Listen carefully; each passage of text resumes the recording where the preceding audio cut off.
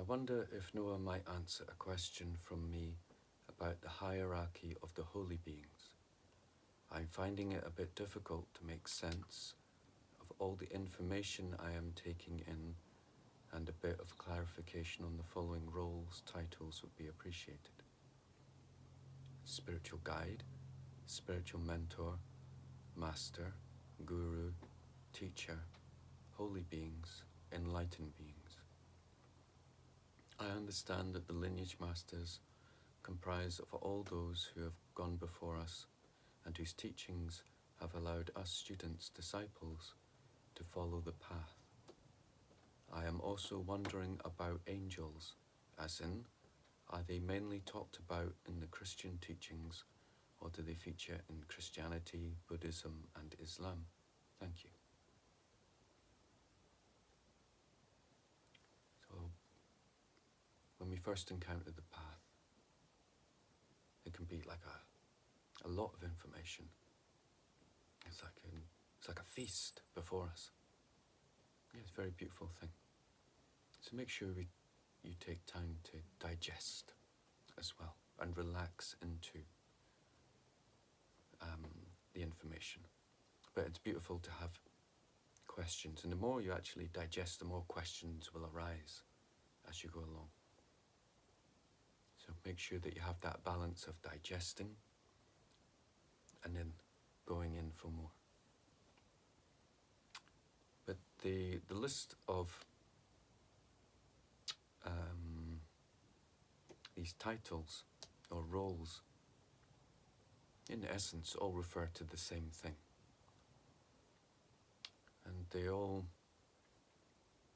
depend on how you relate to the one that's guiding you.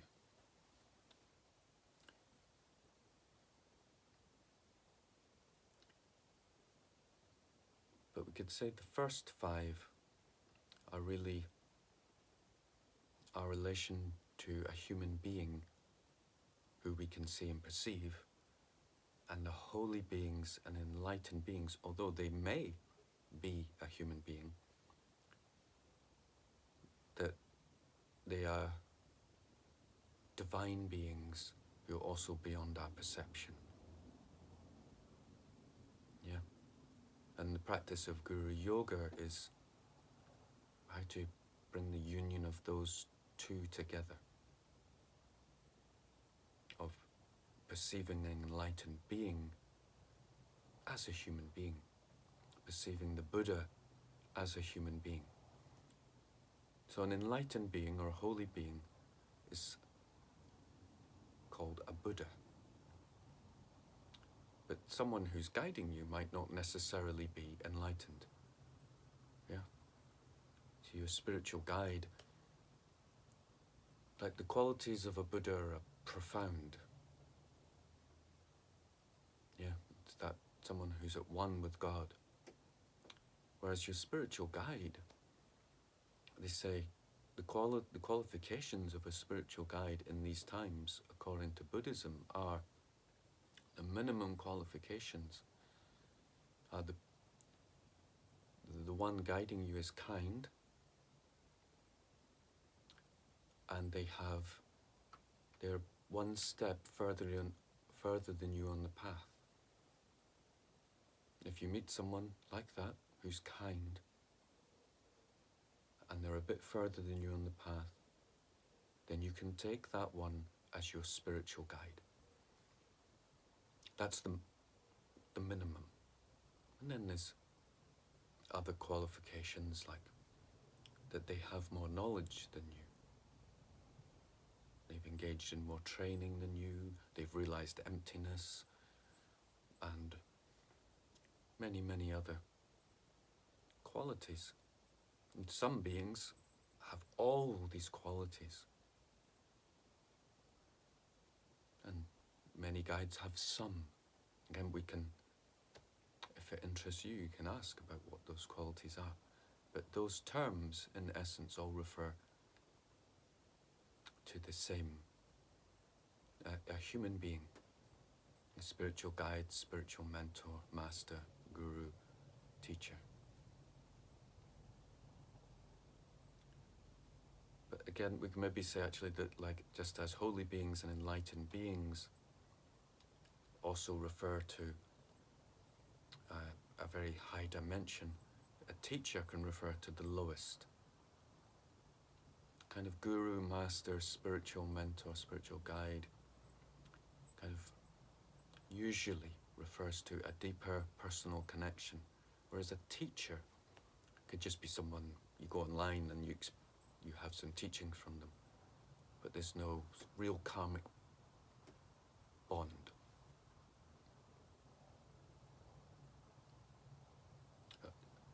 So, like, if we take sannyas from someone, then we're into more of a role of the spiritual guide, the spiritual mentor. It's a closer connection. I hope that makes sense. But they're all very much referring to the same thing.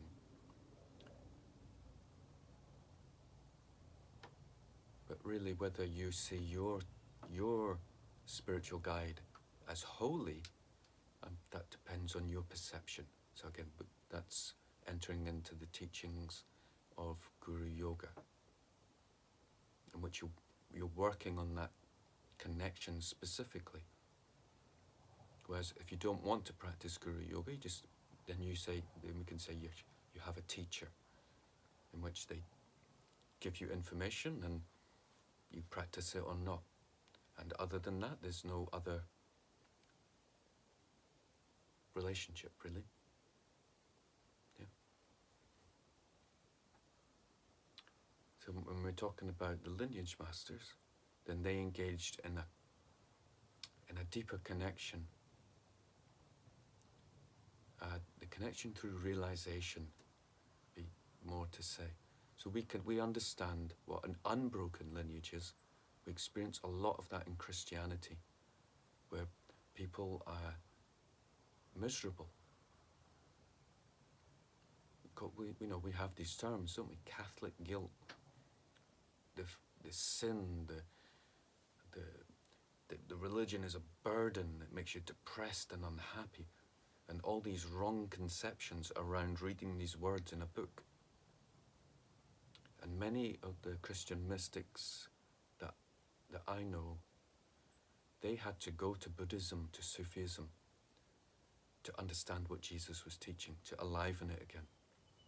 So they experience a living lineage, and then that living lineage enlivens the teachings of the Christ. So, but it's from one being to another. And unless, and this is the general advice, you want to meet a teacher who's experienced being under a master, to experience the lineage of energetic transmission, not word transmission, although that's part of transmission too. Experience hearing the words, receiving it from the mouth.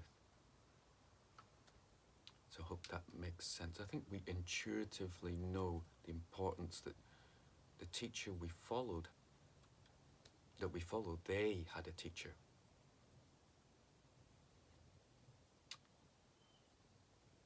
I'm also wondering about angels, as in, are they mainly talked about in the Christian teachings, or do they feature in Christianity, Buddhism, and Islam? Yeah, they feature really heavily in Islam. It's the angel Gabriel who communicates to Muhammad.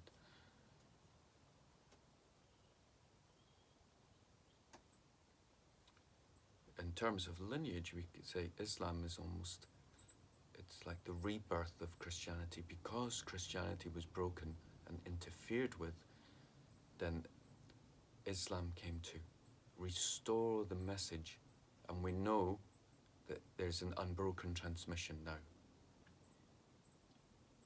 And it's not interfered with. We know what was said. So that's why it has a certain power to it. In terms of Buddhism, I mean, I'm not too much of a scholar in terms of Christian angels. And you'd have to define more what you think an angel is. But if we say in terms of higher dimensions of consciousness and beings in that realm, then yes, in Buddhism there's also those connecting to energies, we could say, like the energy of love, which manifests in the form of Tara. And so we could say that's an angelic realm. Yeah, so there's many that are like that, but you can elaborate further on what you're looking for by angels and what you want to connect with in terms of practice like that. So I hope that helps. Ask further questions if something I said made sense and lead you to something further. Thank you.